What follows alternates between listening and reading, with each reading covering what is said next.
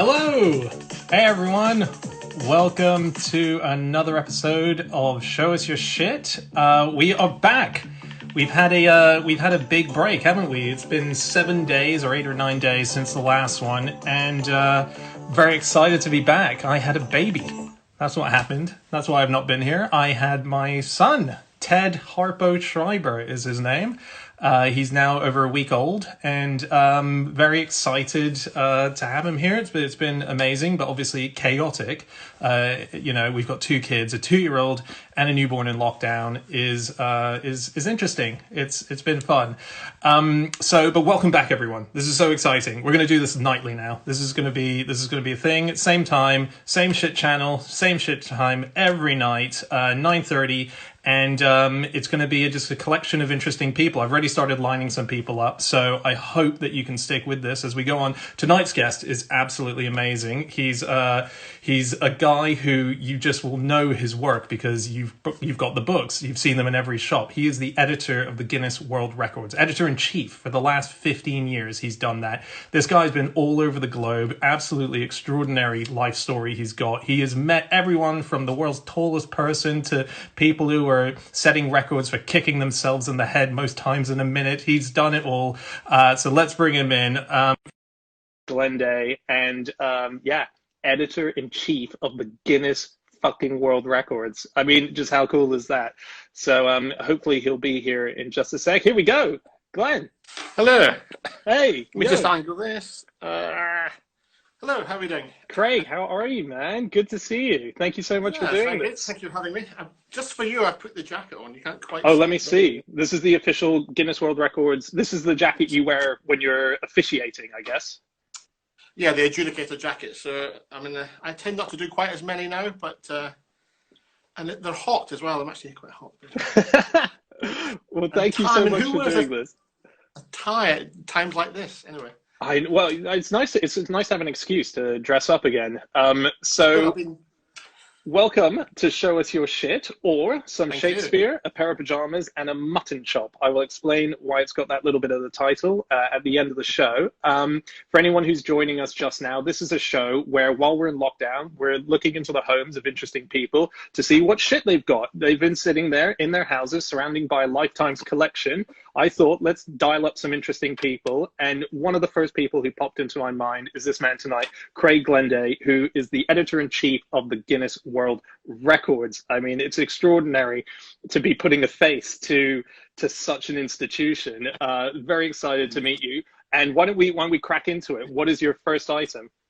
Well, I thought it'd be fitting to inviting you into my home. I think the tradition I learned from Bao Zixun, who was the world's tallest living man. In fact, I've got a picture of him here. In fact, here we go. You see? Oh yes. So he was 7'8", I think, when I measured him. Did you? Which actually isn't that tall. Yeah. Did you physically measure him? Were you the man holding the actual measuring yes. tape? So, we do actually get sent out. I mean, that's the thing. It's the most bizarre and amazing job that we get emails saying, "Can someone go to Mongolia and measure a giant?" And it's like, well, yeah, okay. But when I was there, he gifted me this, and I thought that's never going to fit on you. Although interestingly, before I get to this, not too far from where the world's tallest man lived, the world's shortest man also lived. You're also kidding. In Mongolia. It's very strange. At the same time, both were in the same country, very close to each other. So. Did they meet? Were they buddies? They didn't meet. No, they had very little in common, really, apart from the fact that they had a Guinness World Records title. But yeah, fair enough. They were both, yes, they were lovely people. But anyway, this is a gift from Zixun, and as you welcome guests into your home, the idea is that it actually contains like a piece of bone, a bone pick. Right. And you pick your ear, is the idea. So you clean your ears out so that you can hear exactly what's got to be said. And then you pass it on to the next person. So if I could, I would pass it to you, and then you'd also clean your ears, and it goes round all your guests. We all share the same stick? There's a You don't bring your own stick to the party? Yeah, exactly, yeah. So, I mean, it doesn't get used very often. It's got to be said. It's amazing. Well, Wait, so is satisfying. that an every house Mongolian tradition? It seems to be. Yeah, you'd have it by your front door. So whenever your guests come in, you would reach for the whatever it's called, the ear pick, I guess. Yeah. And I think it's in classical paintings and stuff. You see people, having a dig around in their ears with the little shoe thing. It would probably actually fit. He Ping Ping was the shortest man. It would probably actually fit him, that boot. But yes. Would it as an actual shoe? So That's welcome. amazing. Thank you for inviting us into your home. Thank you for picking our ears. What a cool thing. And you said he's the late, so he's passed away. He's not passed. No, he just. I thought. Did he just get superseded as the tallest? He lost his record. Yeah. Oh, right. They don't come around. They don't come around all that often, as you can imagine. Yeah. We had Sultan Khoosat, who's the current tallest. He emerged about 3 or 4 years later in Turkey, who I also got to go and measure. I was the first to measure him. I was quite lucky. I got to go and he was amazingly. He was 8'1". So not many people. Maybe at the time only we think about 10 or 11 people confirmed medically to be over 8 foot. And he was one of them, so he added to that list. So that was quite nice. Wow! So has there ever been a time where you got out there to sort of out of Mongolia and they've not been the tallest, like just for some reason they've got it wrong and you've wasted a journey? We tend to try and get as much as we can in advance. Yeah. So we'll ask. I mean, it's difficult because we have very strict guidelines on measuring height. So we normally do it 3 times a day, lying down flat and also standing up, because ultimately it's a statute record. So we measure you in the morning, then we measure you about 4 or 5 hours later, then another 5 hours, because you shrink in the day. Your spine contracts. Yeah. You wake up taller than when you go to bed. So in order to we get an average, we do them 3 times, both up and down. Wow! So you do genuinely have, when you've measured 3 different heights of these people as a result of how your body expands and contracts during the day. Yeah. Wow, well, and that's some so of them cool. Neil Singleton, who was the UK's tallest man, he was 7'7". You probably know him from Game of Thrones. He was Mag the Mighty, the giant in Game of Thrones. Okay. Even though he was CGI'd big, it was actually played by Neil Singleton, who was 7'7". I don't know why they bothered. Right. But when we measured him, he was quite fit. He wasn't actually medically problematic. It was not a pathology thing. It was just he was just very tall, genetically very tall, and he'd been hanging upside down before we came to meet him to try and stretch his spine as much as possible. It's a bit of a cheat. That is a cheat. And as it was, he would never have got the world record, but he was the UK's tallest at 7'7". So. Right. I think he was the Predator as well. He went over to the US. We did a US tour, like a breakfast TV tour, me and him, and then he got a job as the Predator off the back of it. Which is pretty cool. Yeah, that's amazing. That's awesome. Yeah. Our party trick was always, we'd be sitting down like this, and when he sat down, his head was about here, and then we'd stand up, then he would just disappear right off the top of the screen. We did that about 50 times. He got very bored of it, but yeah. He was. I'm only 5'7", so he's a whole 2 foot taller than me. Is he the guy who was in the? Sorry, going back to the man who gave you this opening item, the ear picking. Zishun, yeah. Zishun. Was he the guy who was in the news for helping to retrieve something from inside a dolphin? Oh yes, that was him, right? Yeah. Yeah, it was. It was a water park, and they had 2 dolphins who were struggling. I think what they'd been doing was eating the side of the pool enclosure where they were kept. Yeah. It had a plastic coating, and they were eating at the plastic coating, which was then getting snarled up inside their stomachs, and therefore they couldn't eat properly, so they were starving to death. And someone almost jokingly said, God, if only you could have a really tall man who could roll up his sleeves and stick his arms down there. Yeah. Because they didn't want to go in with surgical equipment. And someone went, wait a minute, this tall guy's just been given the record by Guinness World Records. Why don't we try and get hold of him? So they got in touch, and he came down, and the video footage of him, he takes his jacket off, rolls up his sleeves, and shoves his hand right inside the dolphins, and pulls out the plastic, saves their lives. I mean, what a hero! What a hero! What a dude!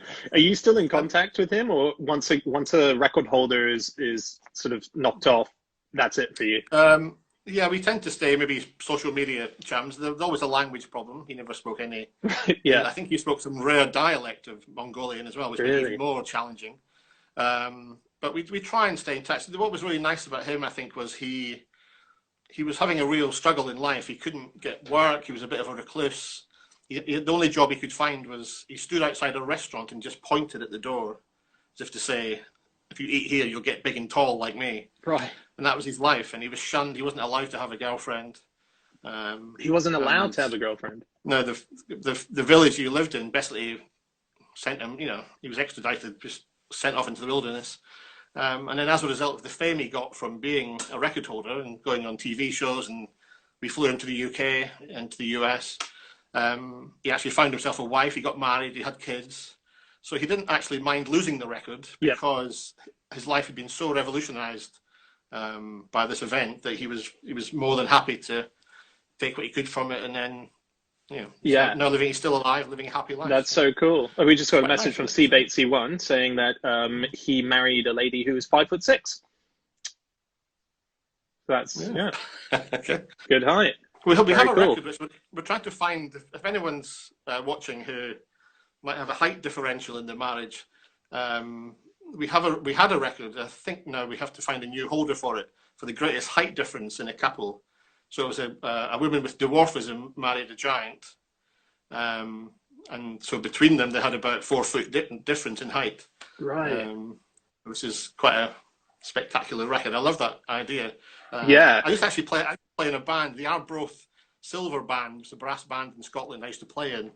And in the band we had someone with a little person and a giant, and they got together, which is lovely. I mean, not record breaking, but they found something in each other that was interesting, so they got married. Oh, that's very cool. Just for people who are joining us right now, welcome everyone. Welcome. This is a show called Show Us Your Shit, where we talk to interesting people around the world who are currently stuck at home with all of the stuff they've accrued over a lifetime and getting them to show it to us. And today we are talking to the fantastic Craig Glenday, who is the editor-in-chief of the Guinness World Records. And just very quickly, can you show us again what the opening item was that we had here? Oh, the item, yes. Oh, no, and the jacket, of course. I mean, the official jacket. Well, this almost is an item in its own right. Exactly. So this is item number 1. That's legendary, yeah. Item number 2 is this little Mongolian ear pick that is handed to you if you go to a house in Mongolia, so that you can clear your ears to hear what the host has to say to you. And that's been given to Craig by the former tallest man in the world. Yeah. Let's move on to your... But I think now he isn't even the second tallest now. I think someone, Ibrahim, I forget his second name, with a South American, I think he's Venezuelan, who has the biggest feet in the world, because Sultan, although he's tall, hasn't got particularly big feet. So there are people who are shorter than him, but with bigger feet. Wow. And I think he's about 8 foot and a quarter inch or something. So he's taller than most people who would have had the record in the past. And it's strange, like buses, you never get 8-footers and then suddenly you have 3 of them. So, in fact, I can show you. Can I show you another thing? Yeah, of course. Yeah, this is great. I can see all the Guinness World Record books in the background there. Oh, yes, they're very shiny, aren't they? Very cool. My babies. Oh, they're on that side as well, I guess. This is. I thought this would be interesting to show you. What's this? Which is a shoe from someone who was 7'7". So. It's very hard to fit in the frame. That is amazing. In fact, I'll show you my shoe. So this is my shoe. What size are you? We get it all in. What size shoe are you? I'm a size 11. 11. Wow. So fairly big shoes myself. Yeah. It's more for the width, dear, but yes. So how big is this? Matthew McGrory. Again, another actor, because it tends to be they get jobs in films if you're that size. People want you for movies. And he was in the movie Big Fish, the Tim Burton movie. Oh yeah. With Ewan McGregor, and he played Andre the Giant. The character was called. And again, even though he was a giant, they still CGI'd him taller. I don't get it, but anyway. And these were made by a guy called George Wessels from Germany, who's the world's giant shoemaker. That's his speciality. He makes shoes for giants. And Matthew, the comedy thing for Matthew was he was always the same age as his shoe size. So this is a size 30 shoe from when he was 30 years old. So wow, that's amazing. That's size 30. Can someone quickly Google what the biggest shoe in NBA is? I know Ash Gardner is watching. Ash, how big was say like a Shaq O'Neal shoe? I'd love to know how much bigger. How big is that? Sorry, Craig, did you say? It's a size 30, roughly. Size 30. So there's a guy who makes bespoke giant shoes as his job. That's his thing. Not so much full-time job, but yeah, he's a shoemaker in Germany called George Wessels, and his thing is he makes them and donates them as well. He's very kind because they have awful shoes as well. So Zishun, for example, and Sultan, when I met them, we always insist that they have to be measured in bare feet, so that there are no Cuban heels. Yeah, and they're both very, very self-conscious with the feet because the badly fitted shoes they get when they grow up mean that the toes often curl round into almost like a 90 degrees. I mean, it's quite grim. So they're very, very sensitive about seeing their feet. Yes. And I mean, we took Sultan. We took him to New York. The current tallest man. He's 8'3" now. And we got him a pair of shoes fitted, and a pair of jeans that were fitted. And he cried. He was so overcome. He never had trousers that actually were made to fit properly. He could never wear jeans. That was his big thing. He wanted to wear jeans, but you couldn't get them. So we took him to a tailor in New York who made him jeans, and he was absolutely cool. Over the moon. But and George made him shoes actually, because I measured his feet. I'm not a cobbler, so I measured his feet and sent them the measurements to George, and got these shoes, these brogues, beautiful brogues, huge brogues. But Sultan's feet were so wide because he's about 30 stone. He's a big guy. He was heavy, even though he's quite skinny. He's a very heavy boned person, a bit like myself. And the shoe wouldn't fit his feet, which is really sad. Oh, no. It could fit his length, but not his width. Yeah. And then what do you do with these shoes? But luckily we had Matthew Budge, who's the UK's tallest teenager, I think, at the time, and had the biggest feet for a teenager. They fitted him perfectly. So we were able to do a trade. So that's so good. I don't have them. I mean, it's so amazing. You've got like this. It feels like what the X-Men were. Like you're Xavier. You're sitting there. You've got people with so many different permutations for the tallest person with the longest feet, the tallest person. Like I was looking into records a while back for QI, and there was stuff about longest hair, and there's a guy with the longest arm hair, but then there's the longest eyebrow hair, and then there's the longest armpit hair. Like you've got a whole category of hair. Where do you draw the line when you're looking at these things, or do you not? Is there no line in Guinness? No, there's a bit of a myth that's grown up that we now just accept anything. But the truth is that we probably have to process about 1,000 applications a week that come in from the public. So it's a lot to deal with, but only about 5 to 10% of these make it through to being anything. And then of these, only a small percentage make it into the book. So the reality is that we reject. There's a whole team, and their job is just with a big no button going nope, nope, nope. And the stuff, I mean, I'm determined before I die in this company to publish a book of all the rejects. Oh, that's a great book. It would be so good. That's a great book. Our company president's not that enthused about the idea because we're meant to be celebrating the positivity of life. Yes. The success was. But I think for me, and I've written an introduction to this book because I've already started making it anyway. Cool. And I've written an introduction which basically says, look how inventive and creative human beings are. They're so infinitely inventive that there's no stopping us in terms of our ideas. And it might seem weird to you, for whatever it might be, but then I find the Olympics weird. Like, why is synchronized swimming, or I should call it artistic swimming, shouldn't I now? Why is artistic swimming, someone's arbitrarily chosen that as being an Olympic sport, and yet someone who can pogo stick up the steps of the CN Tower doesn't get recognized as an athlete, and that's seen as being stupid. But it's all stupid. We're all going to die in the end. Yes. So it's for us, it's about just measuring what people do and just think, that's amazing, that's amazing. And there's other groups that will try and narrow that definition, but we want to keep it as wide as possible. Yeah. Because So I've seen some of these people who are incredible athletes, but they do things that you might call stupid because they're obsessed with hula hoops or pogo sticks, or chopsticks or whatever it might be. But they're still great people. They're still amazing physical human beings that dedicate their lives, often much more commitment than, say, a marathon runner. A marathon runner might run 10 professional marathons and then give up, and that's their career done. Yeah. But something like Ashuta Furman in the US,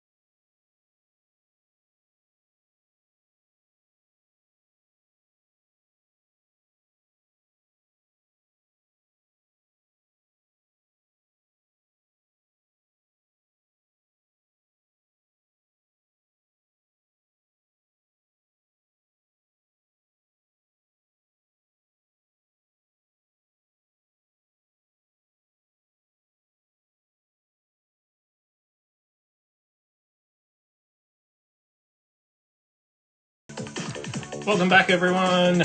Yes. Thank you for tuning back in. We're going to just wait for Craig to come back. How cool is this? So cool seeing all this amazing stuff. We're going to have to get him back. I didn't realize an hour had passed. There's just so many questions about how you run a thing like the Guinness World Records. I'm just infinitely fascinated about the amazing abilities of people around the world and how they're doing this. Just for everyone who's going to be joining us tomorrow night. So as I say, we're going weekly with this thing now. So if you want to sort of just be a part of it, it would be amazing if you could join us every week, because we're going to start doing things like making our club go a bit more of a thing. The club, in case you're wondering what that is, it's called Shit Club. And the idea is that after each episode, I'm going to ask you under a new photo that I'm going to post on Instagram to send me your shit. And I'll try and collect the best of it and put it up at the beginning of each episode. So it'll be a little club, Shit Club. So far, members of that are called the Shitheads. So if you want to be a shithead, send me something and I'll post it on the next video. Next week, again, just before I bring Craig back in, sorry, not next week, tomorrow night, we got an awesome guest. We've got Jane Milligan. Jane Milligan is the daughter of Spike Milligan. She's been going through her attic and she sent me a bunch of photos of things that she wants to show. It's basically his collection, his personal stuff, everything from his slippers through to little bits of music that he composed that no one's ever heard. I mean, I was blown away, and I would encourage you, if you are going to watch it tomorrow night and you don't know who Spike Milligan is, go now after this show and just watch some YouTube clips, get an understanding of the Goon Show, get an understanding of his solo career, of Q, his sketch show, Q5. He is one of the most influential comedians ever. And if you don't know who he is, but you want to watch tomorrow night, it's really worth getting your head around who he is, just so you can see everything that came out of British comedy was off the back of him. Monty Python, Eddie Izzard, just anyone who is a big comedian usually cites their influence back to this guy. So anyway, Jane, his daughter, is going to be on tomorrow. She's an amazing actor. So she's got a lot of interesting stories about her life to tell. And we'll do that tomorrow night. Anyway, we're back to Show Us Your Shit. So, chief of the Guinness World Records, it is Craig Glenday, who's been showing us the most extraordinary things, and he just teased 2 new items that he's going to show us, including something that's kind of from the Titanic and his twins, which live underneath Jeremy Bentham's waxwork head. Hey, Craig, thanks for coming back. Hello again. Just because you mentioned Monty Python, I got these out because it's an anniversary, and on the podcast were on this day yesterday. Oh yeah, was the anniversary of the largest coconut orchestra, which they did with Terry Jones and Terry Gilliam, and the cast of Spamalot. And I managed to I got them to sign my nuts. Which is very nice. Cool. So these were used to do a sing along in Trafalgar Square, like 5,500 people. And you were there for it. So that's yeah. Oh, I think mate. Terry Gilliam wrote Craig's nuts, just in case you wondered whose nuts it was. But, that's so cool. Hey, he's got a cool thing. I was watching a documentary about the Pythons where they were all together sitting just chatting about the anniversary of one of the movies. And he lives in the house in Highgate that...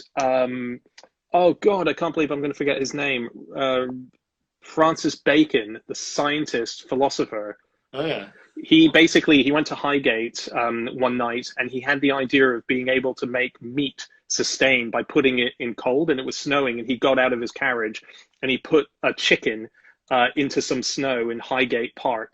But off the back of doing that, so he wanted to see if that would hold and you could eat it later. He got hypothermia and he died in the house that Terry Gilliam now owns. It's a very cool thing. And extra cool fact is that frozen chicken now haunts Highgate Park, it is said. So if anyone's there at night, look out for a frozen chicken that ended the life of, But yeah, I spent a lot of time in Highgate. You can see as well, I will get to the Titanic, but there is vampire hunting paraphernalia here because I have a vampire stake. What? No. What does that mean? And a crucifix as well. What do you mean? Elaborate.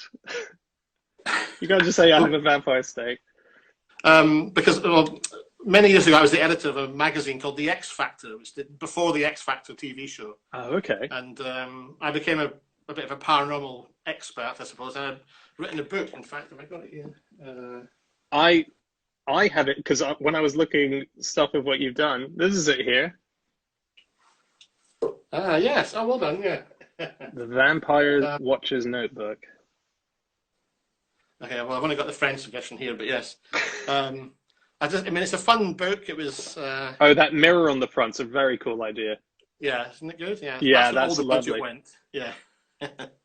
All the budget went on that. But one of the things I knew Sean Manchester and David Farrant, who was David Farrant was the only guy who's ever been tried for vampire hunting in the UK. He lives opposite Highgate, and I think I got libelled by Sean Manchester, who was his nemesis, who claims to have killed the vampire, and I published some photographs of him looking through a window that he shouldn't have been looking through. It was just a very odd period anyway. It didn't go to court, thankfully, but off the back of that, I got this book commission. And it's really hard to make these. I just say, if you try and whittle your own vampire steak. So I went to Victoria Park thinking, I'll pick up some fallen wood, get a penknife. No, it's a nightmare. You should, it sounds like a fun lockdown Zoom activity. You should do DIY classes on how to make it. That's not easy. So the book is non-fiction, the Vampires book. I assumed it was a sort of parody book, like a Buffy parody. No, well, it was inspired. I mean, it was marketed towards the Buffy fan group, I think, because it was at the height of its interest. But it is actually all based on real Catholic documents. And I'd met, whilst doing X Factor, one of the heirs to the Taylor Port family, to the business. He'd fallen out, and he in fact, he was at the 14 Times Unconvention. You mentioned 14 Times earlier as well. Yeah. And I did a lot of stuff with them, or again, maybe in conflict with them. Bob Rickard and Paul Sivking. Yeah. But I used to go to the Unconventions a lot and met this vampire researcher who talked about various aspects of real vampirism. And I was fascinated by it. So the book is a collection of real, mostly medieval vampire lore and explaining where it comes from, including one of my favourite facts ever is arithmomania. It's arithmomania, I think it's called, which is you have the need to count, and you have the uncontrollable urge to count things. And vampires classically had that, and they were very OCD. So that's one of the best tools in the arsenal against a vampire is a bag of seeds. And if you throw a bag of seeds at a vampire, it has to pick them all up because it finds it messy. It's a bit of a neat freak. And count it out, right? And if you mix in a claw, like an eagle or owl talon into the seeds, the vampire pricks his hand, drops the seeds, and has to start again. And they still do it in Greece. You would give a glass pomegranate as a gift at New Year. And the idea is you smash it on your doorstep to stop the vampires coming through because they'll spend their whole time picking up all the glass beads. That is so good. That's where the Count comes from in Sesame Street. He's the Count because he's obsessed with counting things. Is that so? That's actually where he gets the name from. I don't know if it's deliberate, but it's a good coincidence. It's a lovely coincidence, yeah. And fishnets as well. So fishnet tights and fishnets are a good tool because the vampire has to unpick all the knots in a fishnet. So if you're getting chased by a vampire and you throw the fishnet, they unpick all the knots. You quickly whittle the stake, which isn't to kill them either. It's just to pin them to the ground to stop them from moving. So it's a myth that the stake kills the vampire. I mean, it's all nonsense, but it's a myth that the stake is to kill it. It's just to pin it to the ground. Yeah. Well, the other myth is this is, I say it's a myth, but the idea of sunlight affecting a vampire. I think that was used in the movies as opposed to the original Dracula book. There was no original mention of that. Mirrors as well. Mirrors was another thing. I think mirror was a bit of even though it's on the front of the book, it's a bit of a fictional invention later on. But oh, really? Right. Where we work for No Such Thing as a Fish, we're down the road from the theater that he used to run. Bram Stoker was a theater guy. He worked underneath a very famous. He's one of the most famous actors of that period, and I can't remember his name, but Henry Irving, was it? That was it, Henry Irving. Yeah. That's right. Yeah, and was it Bram Stoker who had a thing with Oscar Wilde where they were both in love with the same woman, and I think Bram won in the end. Such a bizarre character. I've just had a son, and I wanted to name him Bram, but that was vetoed. I think it's a cool name, Bram Schreiber. Yeah, it was Abraham, but yes, it's that's a cool name. So I had a very nice foray into the paranormal, hence the twins, like the Siamese twins, and the slight obsession with weird things. I think comes out of that whole. All the stuff that John Ronson did as well, all this Men Who Stare at Goats. We did all this years ago. No one believed us. Really? And it was nice but frustrating when he did Men Who Stare at Goats, because we spent, I over the years met all these like psychic spies and UFO abductees, real vampires, ghosts, and all this. It's been a fascinating, and then to segue into Guinness World Records was a bizarre connection. But in fact, I got asked when I first started at Guinness World Records. I got asked to be the paranormal consultant for Richard and Judy on This Morning. No way.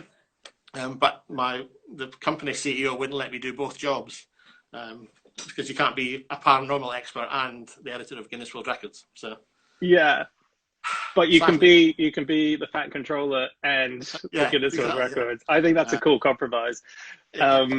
That's amazing. Okay. Let's get to. We teased just before the break. The Titanic Cup. What is this? The tiny Titanic Cup. So it's not quite from inside the Titanic, but this is from his name, Sebastian Harris, who's the youngest person to dive to the Titanic. He was only 13. Wow. He went down. And it's a tradition, apparently, when you go on deep dives, is that you take polystyrene drinking cups with you, strapped to the outside of the vessel, to show you the pressure. I don't know what's it, 12,500 feet or something the Titanic's at. And it crushes the cups. So you hear these pre-printed and then signed, so it's quite nice. Again, that's so cool. Backwards, but what was he doing? How did a 13-year-old get down there? Did he win a competition, or was he really good? His dad. No, his dad was quite an established explorer. Had been looking for Amelia Earhart. He was a bit obsessed with that. Been to the Titanic 6 or 7 times, and then the last time he took his son with him. It's quite fascinating. I mean, we've just done a thing with Victor Vescovo, who's basically charting all the deepest points in the oceans. And amazingly, he's been to Everest. He's been to the top of Everest, and now to the bottom of the Marianas Trench. So he's the first person or he's either the first person to do both, or it's the greatest difference in altitude ever achieved, because he's done both, which is quite a cool thing. He's just an amazing guy who just made a lot of money. He's a ex-military naval intelligence who I think made a lot of money on the stock market, and then now spends it all sailing around the oceans, measuring deep points and stuff. So, that's so cool. There's just you saying your favorite fact earlier. I think one of my favorite facts is to do with this, which is, and these are world records. So I'd be interested actually to know if this is in Guinness. But so the first person to go to the bottom of the ocean was Jacques Piccard, to the bottom of the Mariana Trenches. Then Don Walsh. Yes, and then the first person to go to the top of the world, as it was, in a hot air balloon was Auguste Piccard, who was his father. Yeah. And then the first person to go around the world in a balloon in one go was Bertrand Piccard, who is the grandson of Augustus. So the Piccards were the first people to go up, down, and around the world in various vessels. A lot of pressure on the later Piccards. Yes. In fact, I met the. Now I forgot you. I missed the name. The around one. Bertrand. Yes, Bertrand. Yes. Last year, I think, on the anniversary of the moon landings. Cool. In Austria, I was in near Salzburg, and they had weirdly, is John Travolta was hosting this party. Somehow ended up at, which is very strange with him. I think Buzz Aldrin was meant to be there and couldn't make it because he was doing something in the US, obviously. But right, it's a very strange party meeting. I can see in the background. Is that a Buzz Aldrin? Have you got Buzz behind you on the shelf there? Oh yeah. Yes. So I met Buzz. We had breakfast a couple of years ago, and we never actually had the chance to ever to present to him his certificate. And he was confused as to why we cared about him, because he said, "Well, I was the second man on the moon. Who cares about the second man?" It's like, no, we love you, but yeah. Come on, Buzz, you're fine. And he had a bit of a chip on his shoulder, but he did say that he made a point of peeing on the moon, so he was the first to pee on the moon. So as he was coming down the stairs, I think he did the first Holy Communion as well. I think it was the first. He did. So and I think he's also now the oldest to be at the North and South Pole. He made it to the South Pole and the North Pole. And he was the oldest. He was when he landed on the moon, he was the first person to ever pee on the moon. But also, not only did he ever pee on the moon, when he landed, because the ladder, there was a bit of a jump to get down to the final. The last rung was a lot higher than it should have been. He landed with such a force that it knocked his urine pipe away from where it meant to be inside him. So the pee went down his leg and into his boot. So the whole time he was on the moon, he had a boot full of piss. So not only was it the first pee, but he was the first one to piss his shoes. And I think he did the first selfie in open space, I think, didn't he? On his spacewalk, that's right. Yeah, he claims to have invented the selfie. Yeah. Imagine that being his big claim to fame in the end. Yeah. Well, he wasn't the first. I think someone else did it inside the capsule in Gemini, but he was the first to do it outside in open space, I think. So. Yeah. But yeah, the fact that he was doing a selfie was pretty amazing. So yeah, it's pretty extraordinary. Just as a reminder, because we've been a while since we've reminded people, anyone who's just joining us, welcome to Show Us Your Shit. This is a show where we ask cool people to show us their shit. They're sitting at home, they're surrounded in it. You can see in the background of this very great man, Craig Glenday. He's got everything there, and he's the editor-in-chief of the Guinness World Records.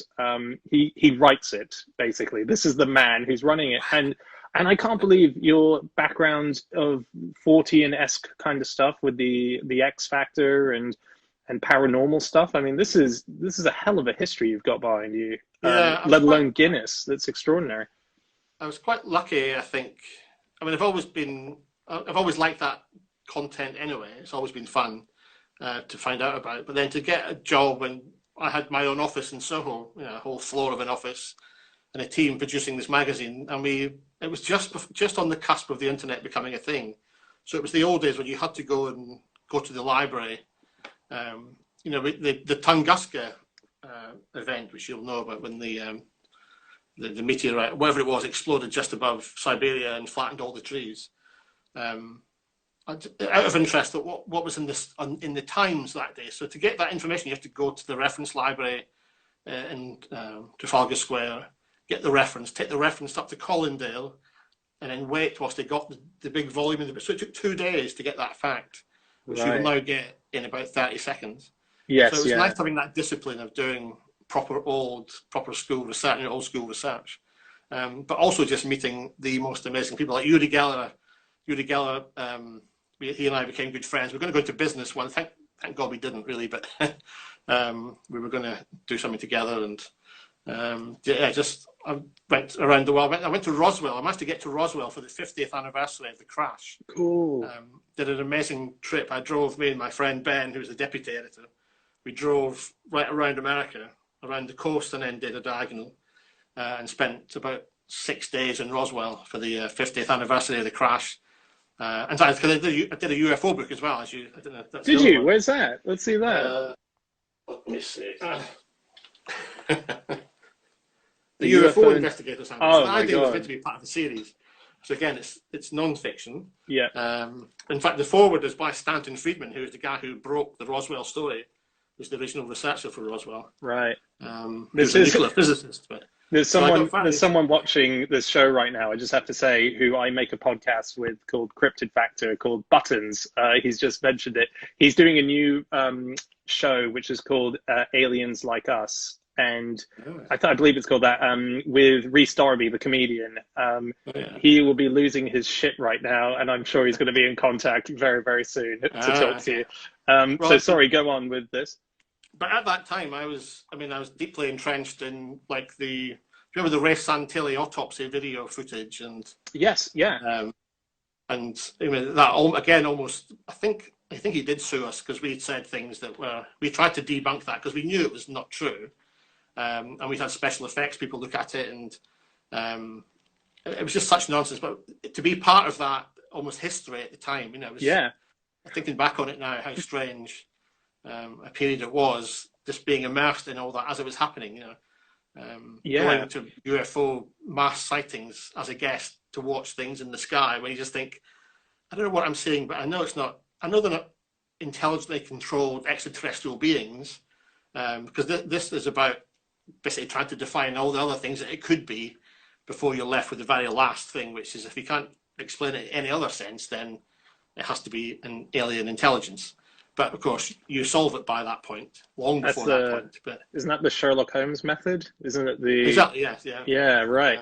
I used to live in Camden, in London, and I lived on a road where "Dark Side of the Moon" was written by Pink Floyd, where they all grouped together, and it was a road.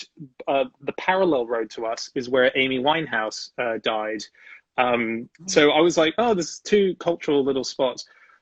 I discovered that at the bottom of my road, sort of down the bottom of the road and just to the right of it, is the room where the alien autopsy footage was filmed. No. Yeah, that was in Camden. What was his name? Santi. Ray Santilli. Ray Santilli. He lived in Camden, and that's where that was filmed. And I can't find the exact house, and I'm trying to track it down. But just so cool.